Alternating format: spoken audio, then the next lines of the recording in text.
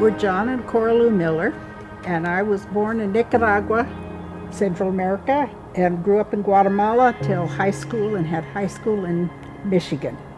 And I'm John, and I'm from Pennsylvania. I grew up on the mission field. It was an inborn thing. I don't know that I would say that I ever had a strong calling, except that I knew that God called us wherever we were to be. And I was at a summer camp in northern Pennsylvania in the summer of 1956. And there was a missionary there speaking, and he told us about an amazing experience that occurred in Ecuador earlier in that year, where 5 missionaries were martyred and killed for the gospel of Christ. And he said one of them was a pilot with Mission Aviation Fellowship, and how many of you guys in camp would like to go out as a pilot with MAF? And of course I put my hand up.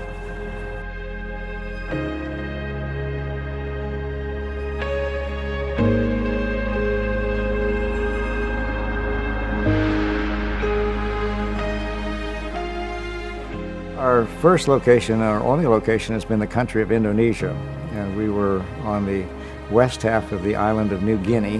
When we got there, it was called Irian Jaya or Irian Barat, and then it was called Papua, Indonesia. West Irian too. West Irian, yes.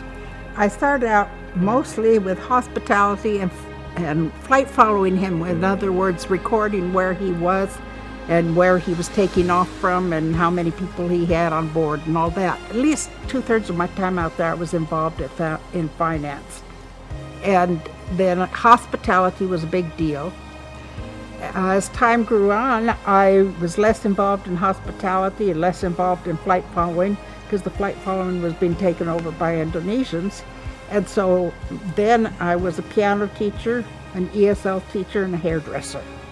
Well, for me, it was pretty simple. As a pilot mechanic, flying and fixing aircraft, both fixed wing and rotary wing, which helicopter.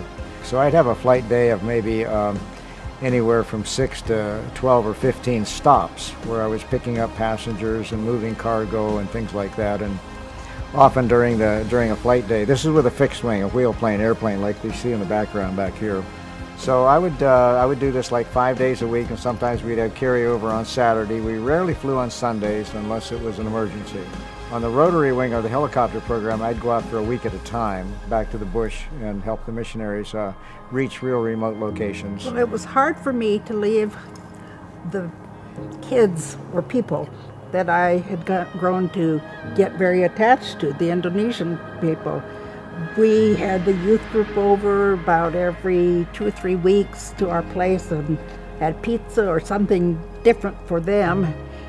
We did stuff with their singing group at the church. I had, several times a day with Indonesian classes, English classes. So I was very much entrenched with the Indonesians when we left.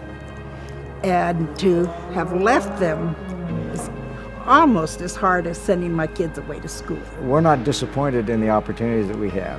It was terrific. It was wonderful. And I don't really miss the flying as such, flying per se. What I do miss is the people that I flew, and to see that the work that the airplane could do to spread the gospel. It was just spectacular to see how many hundreds of thousands of people came to Christ because of the ministry of an airplane carrying a translator, carrying an evangelist, that without that airplane, they would have never been reached. I would do it again. And when I see the inputs that others had in my kids' lives,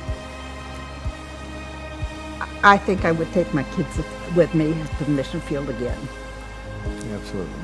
I think kids could be challenged with all the opportunities that are available in missions today. When people think of missionaries, they think of somebody going out there planting a church or doing translation, but just about any profession that you can name, unless you're a bomb builder or a terrorist, nearly anything else you can name is being used in missions today. And if you have a specific interest in something, either technical or educational or spiritual or whatever, there's a place for you in missions.